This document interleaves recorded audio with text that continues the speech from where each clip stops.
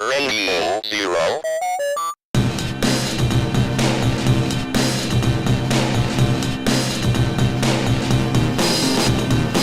It's Radio Zero with Rick and Rose, Friday, May 30th, 8:06 p.m. Central Time, 2025, in the year of our Lord. We live stream on Facebook, on the Radio Zero page and Poster Children page, on Twitch at PCJCUSA, and on the Poster Children YouTube channel. We are live streaming on a Friday night. Typically, we try to do every other Friday at 5 p.m. Central. You can subscribe to the podcasts, Apple Podcasts, Spotify. Go to RadioZero.us. Use your favorite podcast app. You can patronize us at patreon.com/RadioZero. Thanks to all of our patrons. I'm like trying to turn off my live captions because they're just distracting to me. They're just see okay. All right, there we go. Good. All right. Well, how was your day today? It was okay. What did you do? I mowed the lawn. I got rid of some growth between the cracks on the sidewalks, cleaned up some of the driveway. We have a gravel driveway, so I removed some of the growth from that.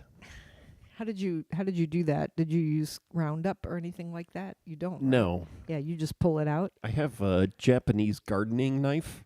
I can't remember what it's called. Wow. Or right. a Fiskars variant on a Japanese gardening knife. I think you're supposed to get a vaccine for that Fiskars variant, I think. Okay. We just got back, Dow and I just got back from violin lessons in Champaign, so we're a little discombobulated, and we were, it's Friday night, it's first Friday over there, so there's like stages set up all over the town, and so it's kind of hard to get around, and then there's smoke everywhere from the wildfires, Canadian wildfires. Our 52nd state, I guess, is on fire. How come we didn't hear about the wildfires? Do you know that there are Canadian wildfires and that the smoke is blowing down here? I didn't know that. Oh yeah, so as we're driving down here, the sunset looked like Tatooine. It looked like just one of the suns from Tatooine. It was really, and like a couple of times before this that we drove up there was a dust storm, like an actual dust storm. We were driving on I-74, and it's, the sky is blue. It's like in the middle of the day, and like light blue sky, and then all of a sudden we see this like brown mark in the sky, and I'm like, oh, what the hell is that? That's weird looking, isn't it? And we're like, why are we still riding towards it? We're like driving, and I'm like, well, we'll just keep driving through. I don't think we knew that there was a dust storm. Or no, that's right. Did I already talk about this too on Radio Zero? I probably did. But on my watch, my watch beeped and it said dust storm in the area. Be careful. And I've seen that before. Blowing dust. I've seen blowing dust in the area, and I'm like, whatever. And you remember those signs that say "Do not drive into smoke"? We're driving like around the Southwest. Mm-hmm. Yeah. But I mean, this was just like, wow, should we drive into it? We did. It was like blinding. It was crazy. But this time, so this wasn't a dust storm. This is just the Canadian wildfire smoke that is blowing down and it is covering Chicago and here now. It wasn't like that on our way up here. It just arrived while we were there. It was crazy. The Japanese garden knife is called a hori hori. Oh yeah? By the way. Yeah. Yeah. What else can you cut with it? Well, you can weed with it. You can do everything. It's for gardening. It's a versatile tool. Wait, okay, all right. So let's say I know that we have, and I didn't notice. I didn't look to see. So can you take the knife and dig it into the gravel? Yes. And then it goes in? Yeah, it's like it can work like a weeding. What is that called? fork. Yeah, I'll have to look into that. That's cool. So you did gardening. Are you enjoying that? Is this your summer? Is this your celebrated summer? No, it's not. You don't Not like that? particularly enjoyable. No, it's work. And you've also you've also planted some really interesting grass, right? So does that grass? It's native grass. Is that what you've planted? Yes.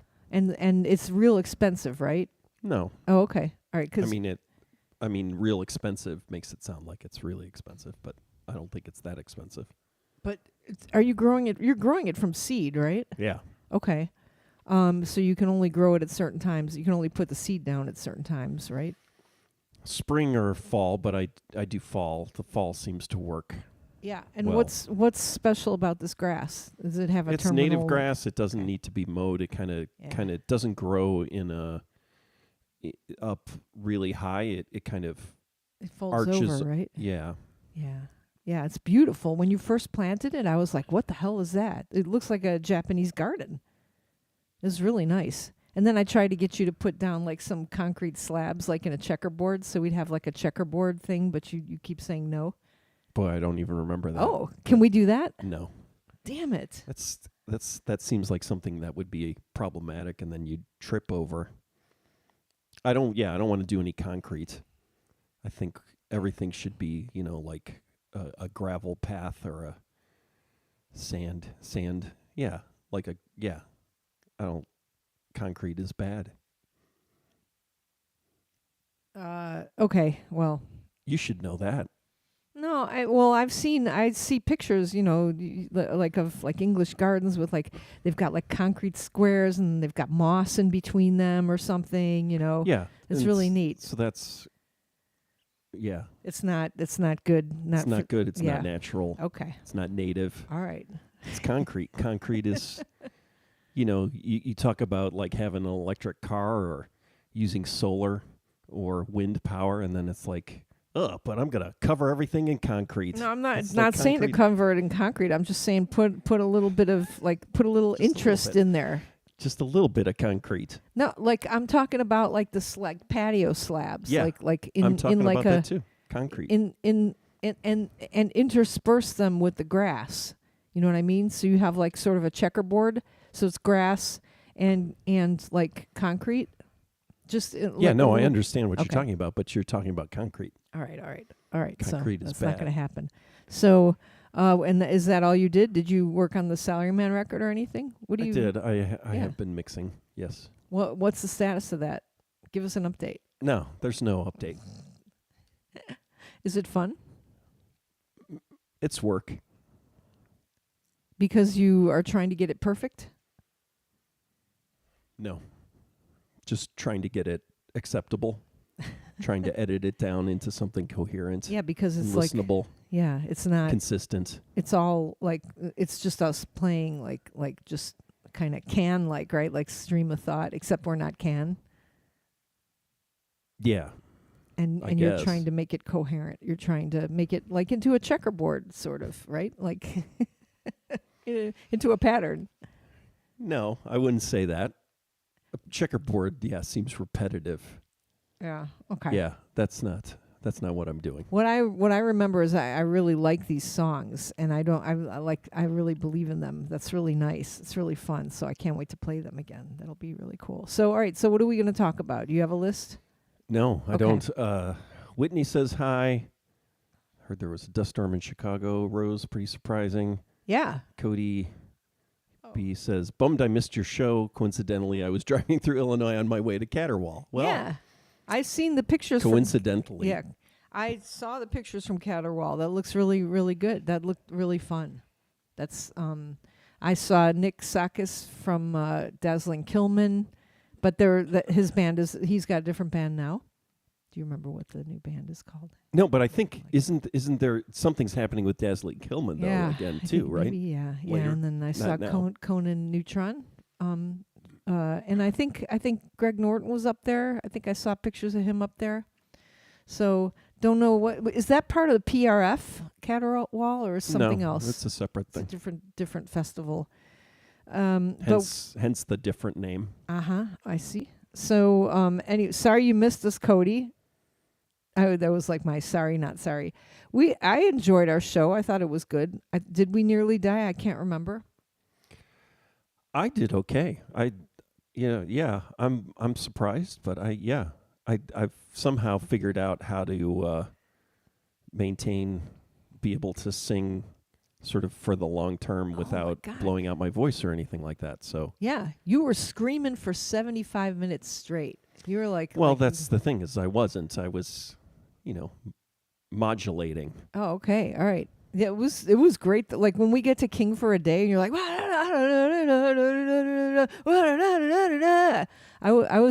I thought that was really cool, and you could tell you'd been practicing a lot. You practice so much. Yeah, well, I was singing 21 songs And playing and them at the same time. I'm trying to think here. Oh yeah, Cody says he met Conan. Funny guy. I have a Conan. I have so many hoodies. Like a clown, funny. Funny like a clown. I have a Conan Neutron and Friends hoodie with the neutron symbol on it. It's very nice. Okay, so do you want to talk about our show? We practiced for months leading up to it. I think we practiced almost every Sunday. We drove up to Chicago and practiced for a couple hours. And it took, like at the beginning, so we played, it was Junior Citizen's birthday, 30th birthday, which I think is funny because we're all getting old, right? So that means Junior Citizen came out when we were 30, right? Is that what it is? Right, pretty much, right? So When you were. when I was 30, yeah. And so we played it in its entirety. And we did we think about like, oh, should we play it in order? Like, right? We thought about that too. Yeah, you were there. Yeah. We talked about it. Yeah, we talked, oh, should we play it in You're order? asking- It's bad to play things in order.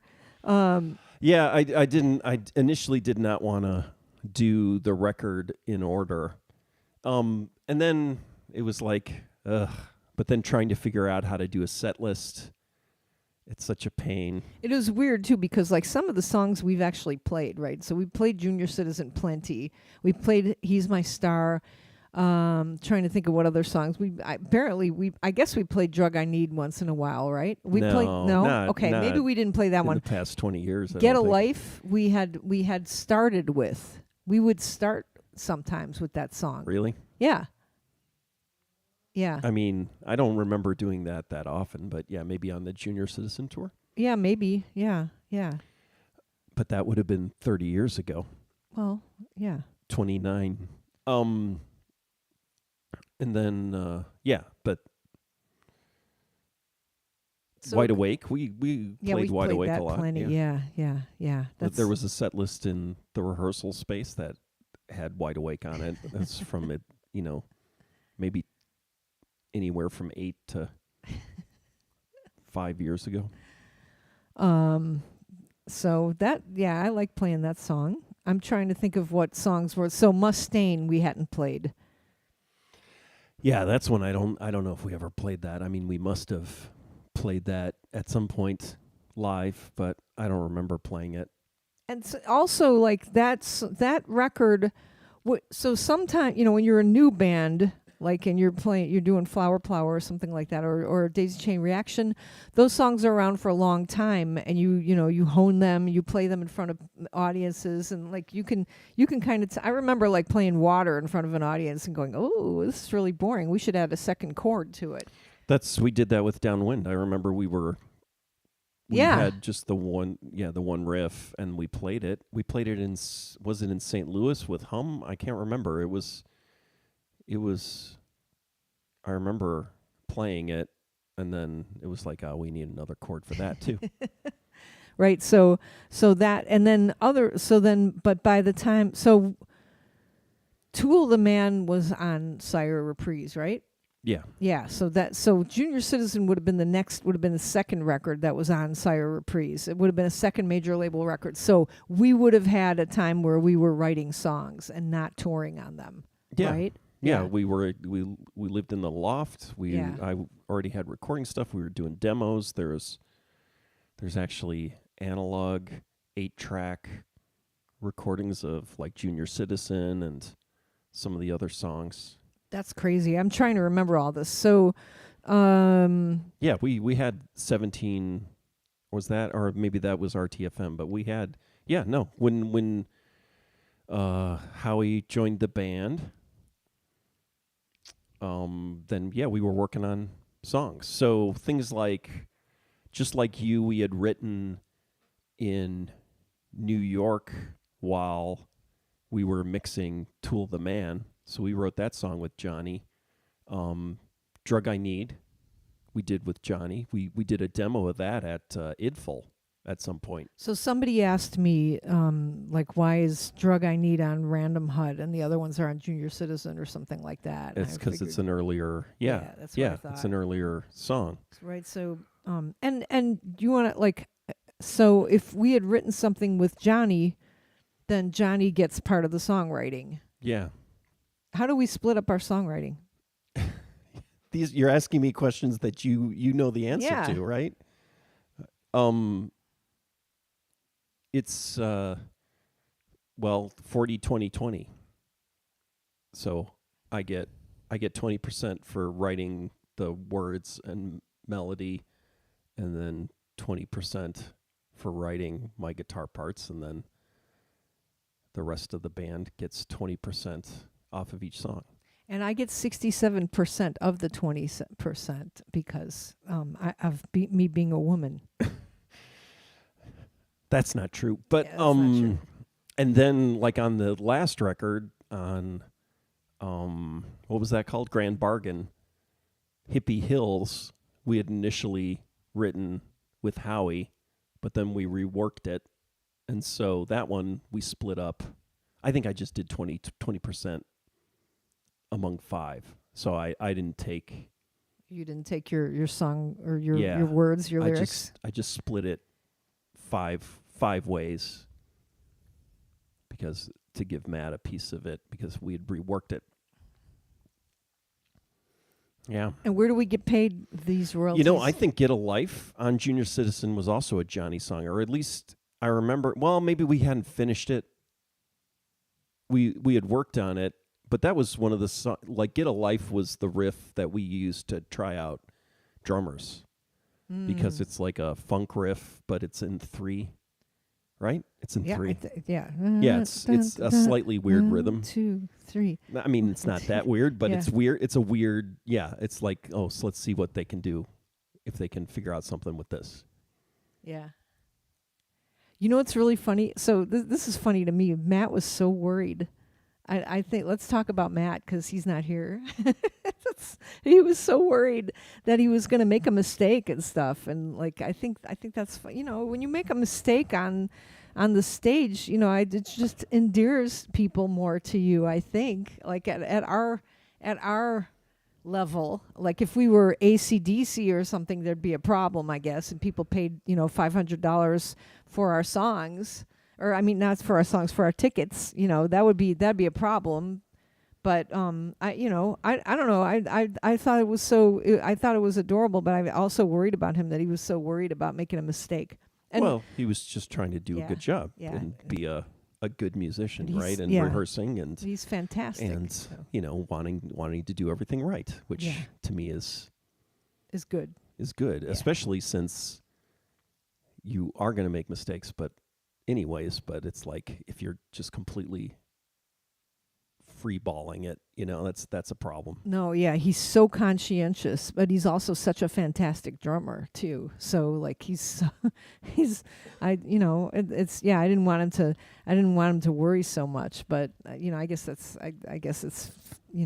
probably fun for him. He's just a very conscientious person. But imagine like how both, and I was saying that about Jim too, like those guys had to learn all the songs even though they weren't there at the writing of them. Jim was for that. Yeah. But Jim's, like I said, for him, She Walks. Ooh, Papa Doll's burp. She Walks, he had to add a part to that, stuff like that. Right, that's different. That was. But Matt, learned all those songs, and then we played for about 75 minutes, right? We played for a long time, so the audience had to do their part and sit and listen to us. That was crazy. Yeah, it was good, and I'm glad that we got to sing "Happy Birthday" to Tarek. It was his 50th birthday, and I was thinking about Chris Schneeberger, who was there also, and I remember singing "Happy Birthday" to Chris at some point because we played a show on his birthday too, like a long time ago. I think at the Metro. I remember that. Hopefully I'm not crazy and I'm remembering that correctly. So, do you have any good memories of the show? Do I have good memories of the Yes. show? Or bad? I don't know. What do you? Not particularly. I guess I can't think of anything that. The only thing that pisses me off is we forgot to thank Stomatopod from the stage. We forgot to thank them. I even used their bass cabinet. And I forgot to thank them. You know, it was like, oh, we're talking too much. I'm glad that we dedicated Just Like You to Joe 2.0, who has writing in my book about Just Like You. It was nice to be surrounded by so many friends. Like, there were so many people there that we knew. Like, we know everybody by the first name. It is. The shows are more like reunions. Yeah. Now. Yeah, I really like that. So I was glad that you chose that weekend, so people could fly in, I guess, or drive in, and like people came in from all over the place, so that they could, have an extra day off work. You could spend I think people were spending time in Chicago. Yeah, I mean, it was basically because we had done that 2 years ago, and that's what the bottom line said. What about this weekend again? Oh, that's really cool. So. And they were really, really nice to us too.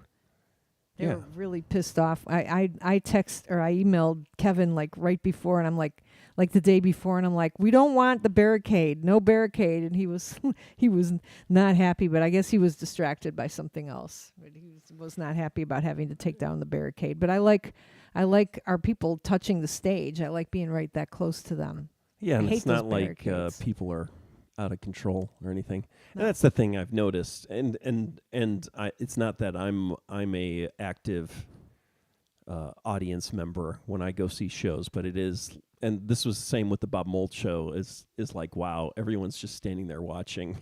There's like no movement, and no feeling of people moving. There were people bouncing around a Yeah, little bit. occasionally. Yeah, a few people, but it's like, but that's because we're all old, and it's that's the way it is, because people seem to like it, both shows, but it's like it does make me sad when I look out and just see people standing there. But but the thing is that I do the exact same thing. Yeah, you do. Ian MacKay said, as long as they're not walking out of the room, then if they're staying, then you've got them. Yeah. Yeah. No, yeah, I don't want anyone to break a hip. Right. Josh here says happy mistakes from a while ago, and then Cody says, Cody's got a bunch of stuff here. He amused me, the Conan stuff. You should do what everyone else does these days and tour the whole album. We did. Josh says, happy mistakes, and Rose, you dropped your pick response. How do you know it's mine? That's funny, yeah. So on our picks have like poster children symbols on them. Rick made a bunch of poster children picks. So one of them says poster children with text. Another one has got the flower from Flower Plower, and another one's got the Space Kid. So I think that was my joke. How do you know it's mine, right? Okay. Yeah. And then also, like, I thought it was really funny. I was trying to remember what the song "One of Us" was about, and I knew it was about photography. You have a couple of songs about photography, and I went up to Rick and I'm like, what's that song? What's the song "One of Us" about? And he goes, what did you say? I thought it was really funny. You said, oh, what's her name? And I said, Deanne Arbus. And you said, yeah, that's it. And that name came out of my brain from 30 years ago. So I haven't said the words Deanne Arbus. In fact, it's been so long since I've said Deanne Arbus that it came out Diane Arbus, because I was like, is it really Ayn Rand or Anne? You say Anne Rand, and so is it really Diane Arbus or Diane Arbus? The thing is that like most people do say Diane Arbus. So if you say Deanne Arbus, they don't know who you're talking about. Even Yeah. if they probably don't know who you're talking. Yeah. Anyway, Yes, but- and but that was part of our stage banter. Was like I was like I thought that was like I thought that was really nice that I remembered that you had written a song about Deanne Arbus, and we have that book. We have like a little Deanne Arbus book. Yeah. So, Patricia. Oh, I'm trying to remember the name of the author who wrote that. She also wrote the book about Montgomery Clift, which is the book that inspired The Right Profile by The Clash. So that was part of it too. Is like, I'm going to write a song. Patricia Bosworth. Yeah, Patricia Bosworth. Uh-huh. Yeah. That song though, I don't like it. What? One of us? Yeah. Why don't you like it? I don't know. It's cheesy. It seems cheesy. Sounds Sounds cheesy. The words or the chord progression? All of it. Yeah. Well, And the melody, there's no melody really. which is different than our other song. I'm just kidding. You have good. I'm trying to think of which melodies I like in our songs. Yeah, I mean, revisiting this song. Well, I had different thoughts revisiting Junior Citizen. Actually, first of all, I was like, who the fuck wrote this bass part? Like for New Boyfriend, especially, that's a crazy bass part. It's really crazy. It's like it goes B, B, and then I play a low F sharp, and then a high B. It's like it's like back from my childhood when I was trying to play a ninth or a 10th on the piano. I was trying to play a C and an E. Not the E that's third away, the E that's up above the octave. And I'm sorry, I didn't take music theory, so I don't know what these are. It's ninth or something like that, I think. So it comes from me not being able to play that with my hand because I was too young and my hands were too little. And so I wrote that bass part because I could play it on the bass, but it's still stretched. Like I have to stretch my hand to play it. And then I don't play it always. I play bum bum ba da ba da da da da ba da. Sometimes there's 3 da da da, and other times there's just 2 da da ba da. So weird. It's so weird. And then also trying to remember the bass part for Get a Life because it's like dun, dun, gong, dun, like I was because it's all the same note, but I'm playing it rhythmically. And I'm like it's the same note, but I'm using a pedal. Yeah.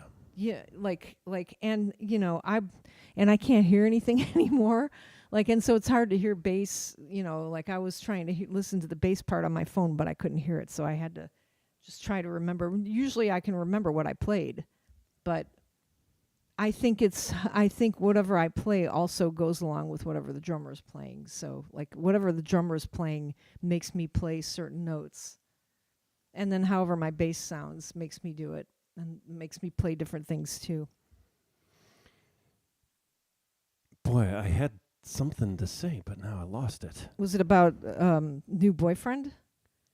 Or the Dion? Oh, it was the counterpoint thing. So, there's a post the other day I saw on the Facebook, and it was somebody talking about the genius of Paul McCartney and that he did, we were talking about this, not playing the bass note of the chord, right? Oh, yeah. Counterpoint. And it was like saying, Paul McCartney doesn't get enough appreciation. He's the first bass player who ever did counterpoint in a band. And it was bullshit. just like, yeah, I know. And it was like Paul McCartney himself has said, it's the Beach Boys. It's like I started doing that because of Pet Sounds, or just, if you listen to the Beach Boys stuff from, the mid 60s on, the Pet Sounds era, right? It was like, they're not playing the bass note on everything. Oh, Yeah. That was actually interesting when we played with. So we got on the stage and sang "Divide and Conquer" with Greg Norton and the Husker Dudes. Right, that was really fun. I don't know if we got to talk about that. It's not the Husker Dudes. That's a different group. Yeah. It was him and. What were they called? I thought they were called Husker Du Friends or something. Friends of I don't know. But he does that a lot. He'll play the third. He'll end on the third on the bass part. His bass parts are so cool, and he's so powerful on the bass. I was really enjoying thinking about just being on the stage or just being near him and watching. He's just got so much he's got a lot of power. It seems like really powerful, but he'll end on a third, and he didn't. There were a couple of songs where he just ended on the bass, like whatever you call it, the tonic. I don't know what you call it. The note that is in the key instead of going up a third. Like if the song is in D, he ends on D instead of ending on an F sharp. But he, like on the records, he would do that. He'd end up on an F sharp, and I always used to love that. Maybe it's like a Charlie Watts thing where like sometimes you'll hear like Rolling Stones songs where he does a fill after the change because they're just kind of jamming, and then they cobble it together. There's certain songs where and maybe it was like, they're doing how many songs are on like Zen Arcade, like 16 songs in 80 hours, recording and mixing, and it's like maybe sometimes things would end and he'd just not hit the bass note because he didn't even know that the song was ending because they were just cranking through things so quickly. Oh, it's possible. Yeah, maybe. Yeah, if I see him again, and I hope to see him again, maybe I will ask him about it. It was so sweet of him. He was like, you guys should come up and sing, Divide and Conquer, I was like, that's 3 hours. It's like a 3-hour drive, and it's our anniversary. And then like he texted me the next day, and he's like on Facebook, and he's like, you should do this. You guys could sing, you could sing a duet. And then I was like, we have to do this. That would be so much fun. And you sang it already. You sang Divide and Conquer on a we had that one, copyright, or what was it? We did the political album, right? Yeah, the EP. Political EP that we did. So On the Offensive, thank you. And so it was so much fun though, and I've seen Greg Norton play, and also both he and I are martial artists, and that's why he can jump so high, and that's but I can, you can tell he's a martial artist, on the stage. I can tell because I'm a martial artist. So and the mustache, it's all so, it was so cool. It was so cool. I was really scared though that whole endeavor, driving up to Chicago. Oh, and then we went to, we took our child to Wiener Circle. Did we talk about that? I don't think we talked about any of this stuff. So we had to there had to be a rite of passage where we took our kid to Wiener, or both of them. We got both of them in Wiener Circle, right? Yeah. Yeah, that was good. And they insulted the hell out of us. Those the family that doesn't wash their hair, or didn't brush their hair. They were yelling. They were I was crying. I was laughing windy. so hard. To be fair, it was windy. Oh, it was cold still. I don't brush my hair though. It was freezing cold. Yeah. Yeah, we went in there. There was nobody else in there either. And then I was like, oh, are they going to put on the show? But they did. Oh, yeah. That's part of the thing. I was only there one other time when I didn't know. I was very young, old enough to know better, but nobody had told me. And I ordered ketchup on the hot dog. They said, what do you want on the hot dog? And I was like, oh, I'd like ketchup, and the whole room went quiet. I remember, and you were there, right? You looked at me, you knew, right? Oh yeah. You were like, holy shit, and everybody just I don't remember. I remember being very bewildered and wondering why somebody didn't tell me, but also, and I think I said, well, I'm from downstate, I can ask for for ketchup on my hot dog. But anyway, this time we walk in, and I had already looked on the menu because their ketchup always goes on the hot dog. It doesn't, Mike, from wherever the hell you're from now, Hawaii. That's punk rock. Yeah. Yeah. I don't know if it is or not. You come here and let's find out, shall we? You come to the Wiener Circle.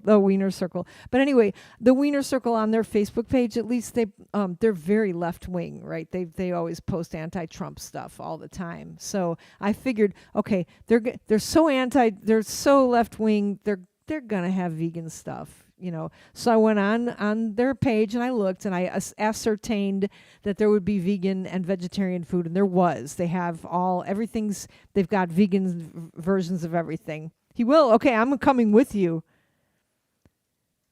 Yeah, you think that you're going to go to Wiener Circle and you think you think that you're the first person who's going to try to ask for ketchup on a hot dog, and then you're going to be like, I'm punk rock. That's why I'm getting. They taunt you, and then they give it to you. They still give you the hot dog. It's not like they. Yeah, I know. Yeah, but I don't know. You have to be very prepared for it, my friend. They're gonna give you shit no matter what. That's the whole thing. Yeah, it's true. So we were there. They're like, "What do you want? Step up, asshole." And I didn't talk. I was like, "Oh man," and Rick's like, "Go for it, because Rick knows that we're gonna order vegan food." But they were fine with that too, right? What was the best insult? It was just like, yeah, when you said veggie dog, then it was like, ah! It was just like confirmation. It was awesome. And they were attacking our youngest child. Grubby They were like, hippies. who's the loser with you and stuff, and it's like our youngest kid. That was pretty gutsy of them. And then the older one was walking around, and they said, "Look at his ass. He's got a good ass. He's like a beanpole." But they were like talking about his ass. It was good. I was very proud that I was laughing so hard. I was hysterical. All right, Josh. Let's see. Mike Markowski says, "Let the taunts happen." And Josh says, "I live here. I get ketchup on my hot dogs, and I've gotten shit for it my whole life." Okay. Chrissy says, "We've been watching from suburban truck stop off 294. Oh, I need ketchup on a hot dog, but yeah, some people say things. Bring it, I say. Ketchup rules. I also did a shot of pickle juice, which dreamy they sell. I'll see your mustard and raise you some ketchup. Pickle juice at the truck stop gas station. Yes. Haha, haters." Yeah, the pickle juice thing it's interesting. What pickle juice? It's like a thing now. Yeah. It's good for you, right? Isn't the pickle juice good for you? Because there was always, what was the company that had the sauerkraut juice? Like, the cans of sauerkraut juice that you'd see sometimes on the shelf. I always put ketchup on my hot dogs at Portillo's. No one cares. They're not going to care. Well, ketchup is good. We're in Bloomington, Illinois. It's not like it's the city. But it's Portillo's. Anyway, so we did that, and then I was laughing so hard, I was crying really hard. And then we went to the show, but I was nervous that show. I was like, what's going to happen? Are we going to know what the set list is? And then we printed out all the words, because there's 150,000 stanzas to divide and conquer. Everybody else is like, flip your wig, flip your wig, flip your wig, flip. And there's like, it's like a Bible. It's like, how many stanzas are there in that? It's like what did he say? 10. It's like there are 10 verses. Fucking Bob Dylan song. So we printed out, and I felt stupid having printed them out, but there was no, I was going to say, if I memorized those, I would probably forget where I lived. I wouldn't be able to, I would forget how to program or something. I wouldn't know. The next day, some other part of my brain would be gone. It's just no way. A little shooter. I thought pickle juice was good for people who are dehydrated. I've used it for hydration. Who's saying that? Whitney. It's on YouTube. I can... Yeah, if I that's flip good. back and forth, I can actually see the full chats on different things. It was a little shooter. I feel it is good. Oh, I love that kraut. Yes. Yeah. So Frank's kraut juice. I looked it up. Oh, I've seen that. Yeah. What do you probably put it with liquor, right? No, I think people would just drink it. Oh, have maybe.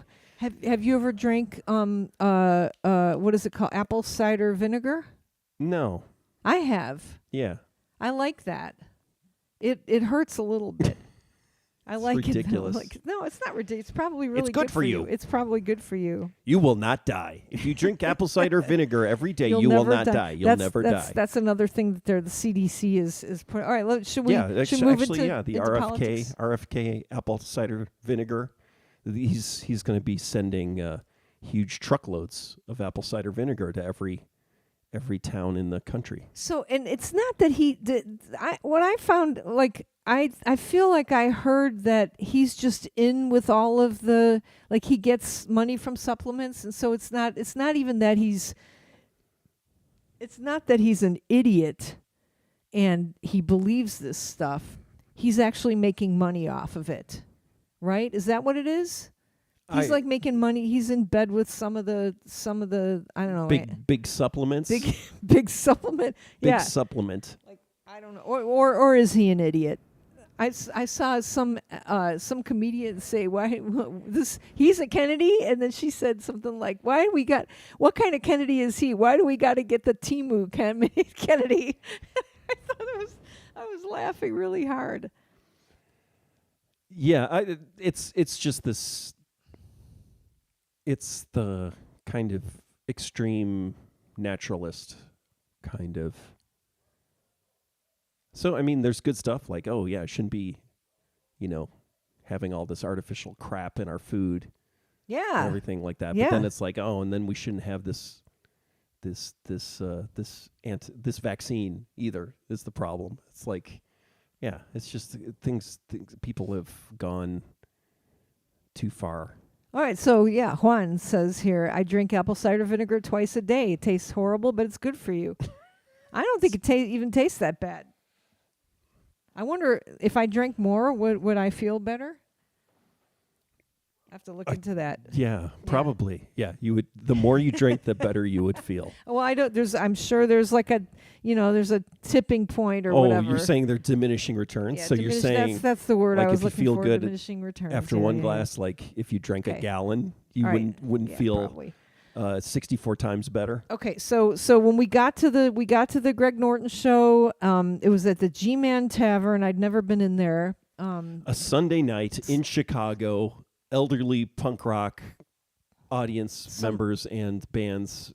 I mean, elderly. I'm saying, slightly younger than us, but not much younger. Well, Greg Norton was older. Yeah. So we had to get our kid in there. We were the second oldest people. Yeah, maybe? we had to get our kids in there too. But it was like the Boll Weevils played too. Yeah. It was kind of amazing that people were there. And I'm sorry for those of you on the live feed. My ears are my ear is hot. My ears are itchy for some reason. The headphones are aggravating my ears, and so I'm just like constantly I see you pulling on the feed. headphones off and scooping at my ears. I don't know what's going on. I see something came across here like about vaccination. Yeah, here in Southern California, women will get Botox but not vaccinate their kids, and I can't see the rest of it. Do you see that? Well, message? yeah. I mean, well, Botox is right. It's a virus. Is it a virus? What is it? It's very interesting. Is it a virus or a bacteria? It's yeah, the Botox thing scares me. Like it can drift into your eye sockets and stuff, right, and paralyze your eye. There are all sorts of things that can go wrong. The woman who goes on the TV all the time and talks about how Trump is, like says shit about things that Trump is able to do. She's all Botoxed up, right? Who? There's like there's two Barbie dolls that you represent. Mean the spokes? Yeah. They look plastic faces, right? They're really scary looking women. One of them is actually like 30 though. So the thing is that there are some, some Botox people, but then there are also like young old women, like women who are making themselves up to look like, or they look like these 50 or 60-year-old women who are Botoxed away. Oh, yeah, terrifying. But they've somehow done the opposite, right? They've gotten themselves to look older. Or they just look, Oh, I don't know. Some of the people that I see like representing, and I shouldn't. This is wrong of me to complain about. This is very bad. Never mind. I was talk about their appearance. Yeah, they kind of look like sex toys, like the blow up sex toy type. They got that vibe for me.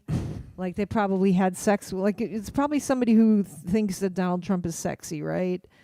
God, Okay, let's go back to so I want to just go through because I feel like this is an assignment that we gave our students in CTK 201 last year. It was like the uncomfortable art assignment. You got to make art that you're uncomfortable making, And this is why I was like, oh, we should do this, because I'm uncomfortable with this, because I don't know what's going to happen, right? How are we going to know? Is there going to be a set list? Are they going to invite us on the stage? What happens? This is what I was thinking. What happens if somebody else jumps on the stage during Divide and Conquer and wants to sing it? And it's a different person's friend. It's not Greg Norton's friend. It's like the drummer's friend. But they had it all planned out as to who was going to sing what. And at the beginning, they didn't have Divide and Conquer on the list that they had. They had the list written on the side of a box, which was also very punk rock. But they didn't have I was like, hey, where's Divide and Conquer? And Greg's like, oh, it's not on there. Here, let me put it in. Let me see. Where should it go? And then they had like a little band meeting on the stage. And they're like, where should it go? Oh, let's put it right here. Yeah, okay. They were like, so they didn't really want us to do it. Yeah, they didn't want us to do it. Oh, man. Yeah. No, that's not true. They were just using the one. Probably nobody had the balls to do Divide and Conquer. It's not in their usual rotation, but they knew it. Yeah, they knew it. Yeah. Well, that's the thing, is it's just one riff. That's yeah, true. it's true. Yeah. But they knew the structure of the song and everything too. Like that was amazing. I love the song. And so we split it up. So I got to sing parts of it and you got to sing parts of it. And I loved all the stanzas that I got to sing. And you did a funny thing. I sang the first stanza and then Rick grabbed the microphone away from me. And then he started singing. And so I went to grab, we did a whole stage play thing. That wasn't, I don't know if people, somebody came up to me afterwards and said we were hysterical. So they're always what you want to hear. A lot of fun. No, she said she laughed her ass off. You guys were great. I laughed. Yeah, no, we were funny though. I was grabbing it back away from you. So every stanza we switched off and we grabbed the microphone away from each other, and then at the end we got to sing the na na na na na na. That was awesome.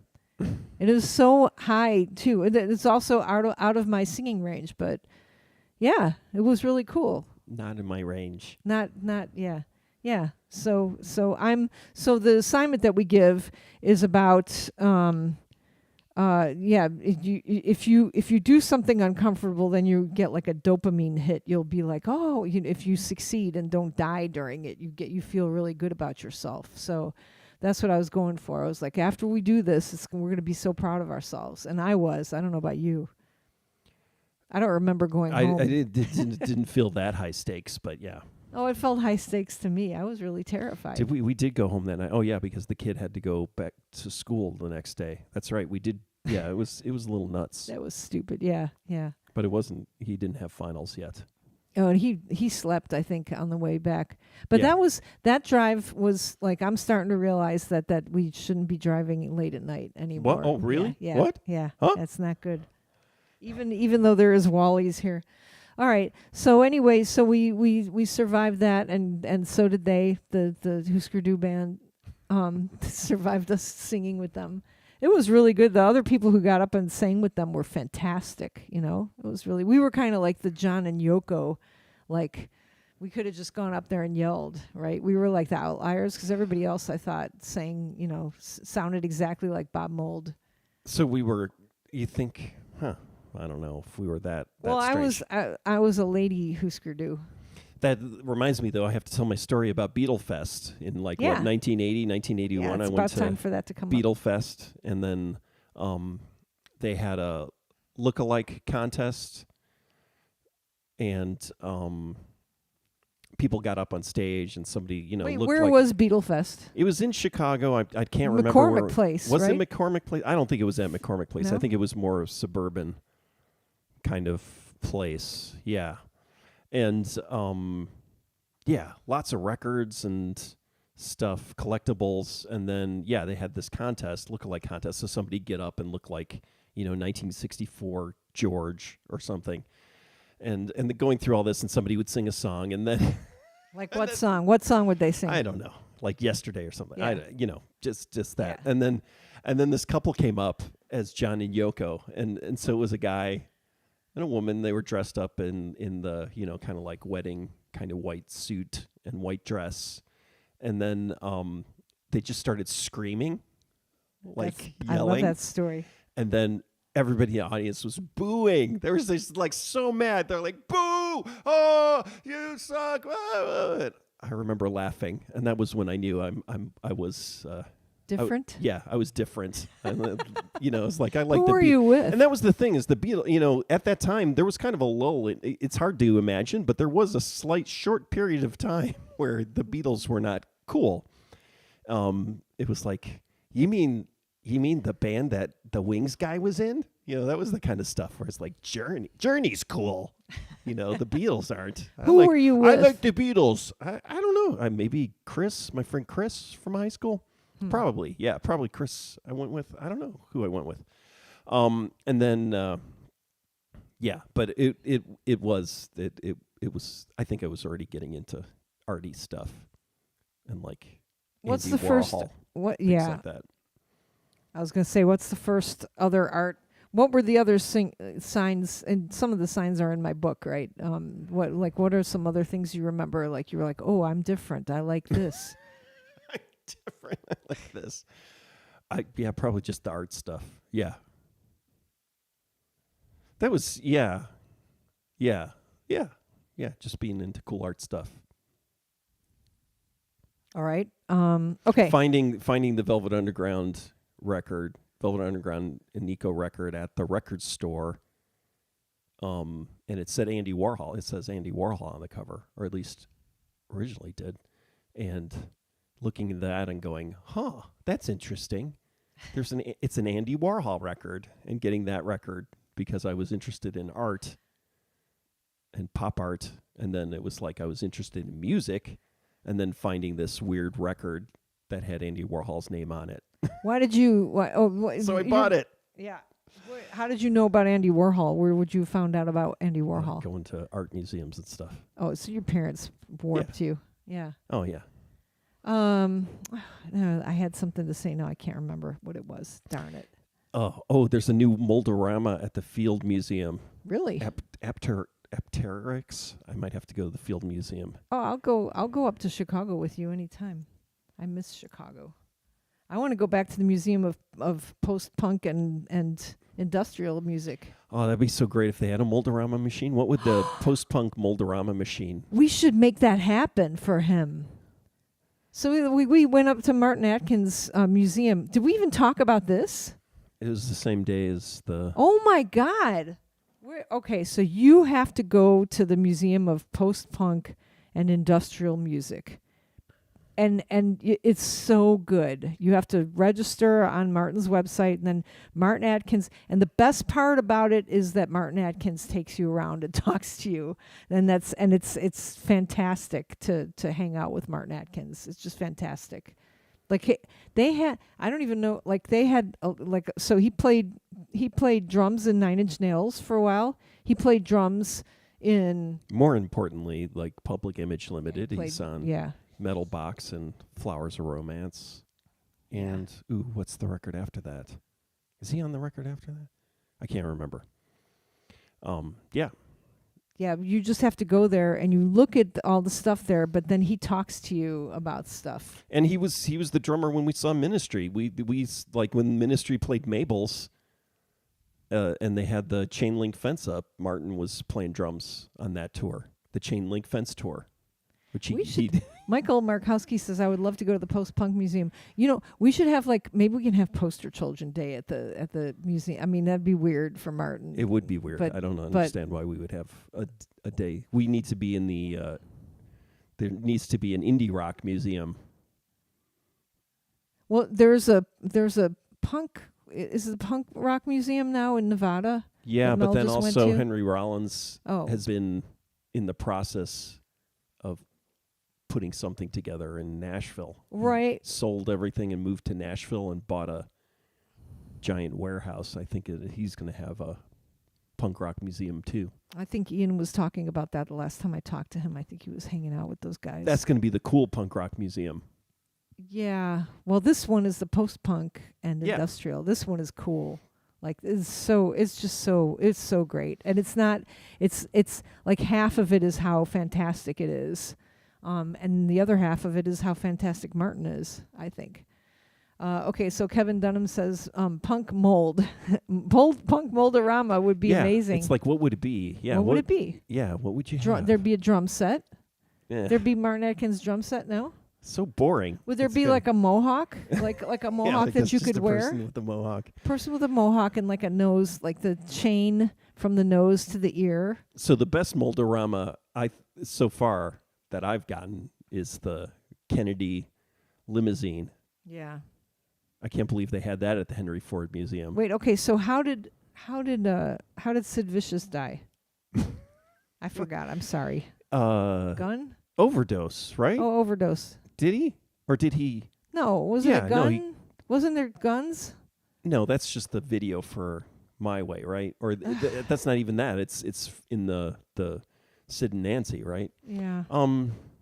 A safety pin. Kevin Dunham saying, "Yeah, what would a punk moldorama?" You know what the thing is? It's not for us to decide. It's for Martin Atkins to decide. Oh, and there was also this now. post that showed up, and it was like, oh, what was the first in the United States? Like, what was the first punk rock song on the radio? And then people like saying Ramones, like Blitzkrieg Bop, and everything like that. And it's like those were on top 40. It's like none of that was on. And then finally, some people are like saying, well, like Train in Vain by The Clash, they played that on WLS, like they right did. at the tail end of WLS. Yeah. And what else? I mean, like Joe Jackson, is she really going on with him?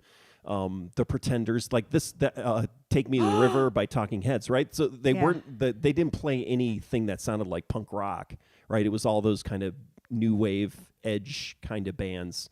And then, and it was like, there was, and I remember saying that to my friend Chris, actually, when we were at the record store, and it was like, I had heard Train in Vain, and it was like, and London Calling was at the store, and I was like, I think I'm going to buy this, and he was like, ooh, that's punk rock. Yeah. Ooh, and I was like, I don't know, it kind of just sounded like rock and roll to me. Which is, you listen to London Calling, and London Calling is just a rock and roll record, right? It's like there's nothing. Yeah, The Clash. Boy, I mean, my favorite song on like Sandinista is that second song. Yeah, that was never on the radio. Like, I mean, college radio, whatever. Yeah, like maybe WXRT, but like real like mainstream rock radio. None of that stuff was on there. Okay, so I Should I Stay or Should I Go was barely on there. On what are you talking about? I got was on what? On like on the radio. Yeah, American. Oh, okay. Top 40 radio. Oh, that was the thing. Was somebody then mentioned B-52s, and it was like, that was the one song. That was a weird song. It was like a novelty song. I stopped. I was listening to, what was it, WMET. I would listen to the top 40. I wouldn't listen to Casey Kasem anymore, but like WMET had a top 40 show, and the guy was like, whenever Rock Lobster came out, and it was like it started getting higher and higher up on the playlist, and like it was like number 40, and this guy was like, I hate this song. The DJ was just like, oh my god, this is the worst song in the world. And wait, what song? Rock Lobster, B-52s. Yeah, it's a weird song. And then it's every week it inched up and up and up and kept going higher and higher, and he was just like, I don't know what's going on. The DJ was so upset that this joke song, was there. And that was the closest thing, I think, to like a top 40 weird, punk. kind of punk rock. And it's not even punk rock, but it's new wave, I guess. But that it was, I went on Facebook and I texted to Martin Atkins that we're talking about him and saying that his museum needs a moldorama. So now I've got like he needs speakers that our colleague makes, but we need to get him a moldorama. And back to this now. So Kevin Dunham has said safety pin. Mike Markowski says, reminds me that it was a heroin overdose that killed our friend Sid Vicious. So he syringe stabbed. Syringe. No, that's not good. That's terrible. There's even a syringe. It'd be very meta because a syringe injects the mold into the hot plastic into the moldorama. Ugh, I don't like it. Okay, so not a safety pin, or not. It can't be a safety pin, and it can't be a needle. He has. So that's the thing. Is post-punk. Post-punk. It would be different. Yeah. Post-punk and industrial. Yeah. Yeah, it's not punk. It's post-punk. So, well, we'll let him figure it out. But I want to get They're a pain in the ass. Mold-around Moldoramas? Machines, like, they Well, he would break. just get it for like a little while. You know but how it's like, his Chicago area, so the Mold-around Yeah. company is in the Chicago area, so He's at probably least you tried can to get get a one. maintained maintenance. Well, no, you borrow one and then you get plates made for it. We make the plates. We right? There's probably plates, and it's There are just people whatever. who own machines and then they custom make molds. Yeah, and Graham could do it. Graham could do the 3D modeling of it for you sure. have to And 3D cast them, printing. though. They're metal. It's hot plastic. You can't Oh man, we just won't be able to. All right, 3D print it. all right. Well, we'll work on that. We'll get to work on that. So you want to do a little politics? Because I heard that Elon Musk may have been on drugs a little bit. What else is new? I mean, like, why is this a news story now? It's like, I don't know. I feel Yeah, like, it was weird because I was saying like ketamine, like Ketamine, saying to Adderall, somebody, you're like, I like everybody's said on all that Adderall. stuff, and people, I've said it to people, Rick's- and then people are like, "What you think?" And I'm like, No. "This is known. It's like this is It's this a known fact. It is a known Rick's fact. been like old man yelling at cloudsing around, like walking around, just going, all these young kids these days are all on Adderall. Well, They're all on Adderall. the I think the New York Times reporter who wrote about it, the new thing about it, and like, oh, he's on in the committee. I think had written an article a year or two ago about all this. So Yeah. it's not. I mean, and it's like a joke. Even the Hartford guys, I think, would joke about it. I mean, it was Yeah, well known, or yeah. it was even in. Was it even in the freaking book? What's his name wrote? The guy who did like Kissinger and Walter Isaacson, right? There was stuff about that. How old is that book now? So could the Nazi salute have just been ketamine driven? Maybe Well, he's it's- not really a Nazi. It's not even just ketamine. He's got a cocktail. You know, he's definitely mushrooms. There's lots of stuff going on. Yeah, he's got some. Yeah, he's got a But cocktail. from what I like, it was what like I haven't read the article, and I'm probably not going to. All the words that stuck out to me were were that he carried pills around with him, or he had a cocktail, like you said, and it was so bad that it affected his bladder. Yeah, that's interesting. So is that to offset like Donald Trump? Everybody's making fun of him like not being able to like hold his pee in or something like that. Is He's that like happening? Diaper man. People are saying that he's really stinky. Like that's before the taco thing came out. Really? So maybe like what it's like not only was Elon Musk on all these drugs when he was pillaging the government, but also his bladder is messed up. Okay, so not Donald Trump. No. Elon Musk. Yeah. Oh, yeah. Well, whatever. Yeah. Why do I care that it messed up his bladder? Well, I mean, that would indicate that it's not just sort of occasional. So he was saying, oh, like once in a while I take ketamine for depression like every 2 weeks, but it's like sort of saying there's, just a little bit of drug use, but the if it's affecting your Okay. bladder, Oh, then it's too much. Yeah, Too much a lot drug of use. a lot of drug use probably, right? It's starting to affect you physically. Right. Speaking of drug use, do you know that I started taking, I found my vitamin D pills again, and when I started taking them, I realized that I'm taking other vitamins that already have enough vitamin D, and I think that's what made my pee cloudy. Yeah, I don't know. I Yeah. can't remember Anyway, what vitamin D. You can, you don't want to have too much vitamin D. Yeah. Okay, so Chrissy here says ketamine can affect bladder metabolites, little spiky balls kind of, but with much use, further complications. So, yeah, making you do Nazi salutes or something like that. Well, here's my thing. Okay, let's hear it. So I Let got to loose. read this book, but so Read the talking book. about the kind of amphetamine use and the National Socialism, the Nazis, right, in the 1930s. And I have a working theory that amphetamines sort of drive fascism. Like it has a tendency to skew people towards more kind like I'm wondering if amphetamine use can be partially responsible for a shift towards fascism. Wow. And I'm not saying oh, if you're using Adderall for, to help with your ADHD and everything like that. I'm not talking about that. I'm talking about these people who are, abusing Adderall, who are basically, It's a little bit too much caffeine. amphetamine addicts, makes right? you skew a little bit Nazi. Well, Okay, I mean, no, there's yeah. the caffeine. You'd have to be a Yeah. lot of caffeine, Right. Okay. So. But amphetamines, Yeah. yeah. So that's yeah. So I think it's probably just maybe too much. So he apparently is abusing Adderall too. So I would say that's where the Nazi salute came from. That's where it came from. I wouldn't say it came from the ketamine or And you the don't mushrooms. you don't think it came from? Oh yeah, mushrooms are going to make you skew left. I think the jumping, Yeah. the weird jumping, that's probably mushrooms. Because you're jumping like it's like Mario, like you're jumping from mushrooms to Yeah, jumping something. over the mushrooms. It's something. So I love when you like kind of decode what drugs are making people do.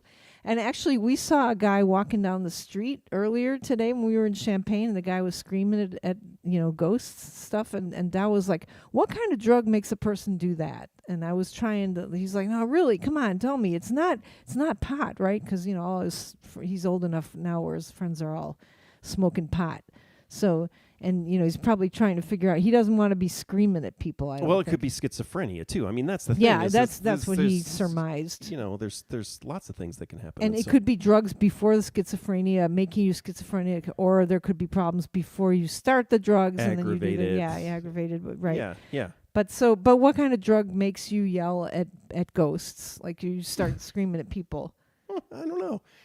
Is that crap? Like what? PCP. Oh, is that available now? What year is this? Is that so? Guy's gonna be riding down the street, like in the middle of Champaign. The thing is I heard. I'm trying to remember where I heard this. A really interesting thing about. Oh, is Errol Morris's son, right? Is does documentaries and also is a pharmaceutical, like researches Oh yeah. drugs and stuff. And I think it was the PCP episode talking about how I mean there are risks to it where like people. Like the legendary story about the guy who tried to eat someone, right, because they were on PCP, but also it can be very therapeutic. People, have recovered from traumatic loss and depression, with PCP treatment. So, yeah, so I don't know what to say. I don't know where I'm going with that. We got Chrissy here says sometimes it's just mental illness. Yeah. Yeah. And then haunted drugs is what Kevin is saying here. So, I always like getting you to talk about what, like connecting movies with with drug use, like what movie, what do you suppose the Handmaid's Tale? Like the show? Like what? Handmaid's Tale, yeah. What would they have been? What were the writers doing? Oh, I have no idea. What about Succession? Maybe you can't be on drugs when maybe it doesn't. That's not like. I usually, think there's a lot of yeah. I think you do. You can Adderall. There's yeah, a lot of Adderall. Yeah. Oh, Martin's written back. Yes, essential. What the fuck is it? He'll look it up. He'll be a deep dive. All right. It would be ridiculous. It'd be a pain in the ass to maintain, and then people on the Moldorama groups would be complaining. I went to this crazy museum in Chicago, and the Moldorama machine was broken. There's like a Sinclair dinosaur somewhere where you can get a Sinclair dinosaur Moldorama, and it's always broken, and people are complaining. I'm trying to think of where else. And that new Field Museum Moldorama, there was some kind of problem with that new one. People were. I'm just going to tell him Rick is upset. saying it's more trouble than it's worth. It's more trouble. An injection mold than machine it's to make worth. souvenirs. But I think you should pursue it. but I well I'm just going to leave him at that. Okay. You want to say anything about the politics here? We're in 140th day or so. Jesus. That's, I mean, That's not bad. We're It's not what's bad. that's one. Well, I mean, yeah, I mean, 1/3 of the way through the thing the is, first year. yeah, 1/12. this accelerated bullshit that's going on, and then the Oh. thing is like, oh, well, I guess, I mean, another 3.5 more plus years of this. He's I don't. attacking Harvard right now. This Yeah, is it's this is just- the new thing is he's attacking Harvard. It is a cockamamie dismantling. And then, yeah, I'm just listening to too much stuff about, oh, this is, like Viktor Orban, and, Oh, it's yeah. like, oh, it's just like this. This is Yeah. exactly the same stuff they're doing. I mean, the whole Harvard and university thing, it just makes me think again as, oh, yeah, like what I've said before is that, oh, we're going to move back to universities as being an elitist, institution. It's no longer going to be that sort of more social democratic and like, oh, we want everyone to be educated and be productive. Not that people who don't go to college aren't productive, but it's like, the whole critical thinking and building citizens and, that, investing in the future, Right. right? Which is what public higher ed is all about and public education is all about, Yeah. and it's just going to go away. It's all going to be this elite. And then the question is well, how do we protect ourselves, this elite? Are we going to be able to survive? Through the dark ages again, right? So universities or, religious, sort of compounds, that were isolated and, kept the written word alive and knowledge, it's like, will those places survive and where will they be? They will. So this is the I shared like on Facebook an AI article. It was it New York Times? I can't recall. It was in the Chronicle of higher ed, but it was somewhere else earlier. It was something like what I learned from being on my university's AI committee for an entire year. And it was really interesting. It gave voice. It talked about like how. So my whole last semester, I just let students use AI. I was like, just figure out how to use it. Figure out how you can any single one of my assignments you can use AI for. And so they did, and they figured out how to use it. Some of them kind of obviously didn't, but enough of them did so that I was just like, it wasn't fun to read. And then what the article said was that we miss the human, like the voice, of your, like the shaky human voice of your students learning stuff as you're kind of guiding them along. You're missing them, like you're missing watching them learn. It's almost like this is a bad. Well, yeah, you go ahead. I don't want to interrupt you. Well, no, what I thought was interesting is that idea of, well, it's the way, learning and speaking and reading, that's how you construct your mind. Yeah. And the way you interpret the world and the way you act in the world. It was through words. Yeah, and so Everything's through words. my thing now is thinking about, how has technology affected that, right now already, right? It's like I'm listening to podcasts, I'm not reading books, and looking at things on your phone really quickly and not, having the long-term reading. And then somebody else just talking about that fact that like you in the old days you'd go to the beach and you wouldn't have your phone. You'd be gone for the whole day, and you wouldn't be in contact with anyone. You wouldn't know what was going on. You wouldn't know what's happening in the world, right? You'd just be in the moment with your friends or family, and experiencing that. And then you'd come back, and then read a newspaper or watch TV. But is this idea of constant communication and constant connection, but then also on a very superficial level, right? You're not sort of, and then is that why I feel like a dingbat now, is because my brain this is 20 plus years of this kind of digital life and, living and experiencing everything through the computer. And it's like, that I've completely rewired the way I think and experience the world, right? Yeah, I totally believe that. I mean, that's so I'm like, and I've, for years, even in my book, like I wrote about like this is terrible. Like I haven't read the only book I read now is Facebook, and But Yeah. the thing is, books are technology too. I mean, that was a technology. Reading, print, right? That's technology, and it's just a different type of technology, right? So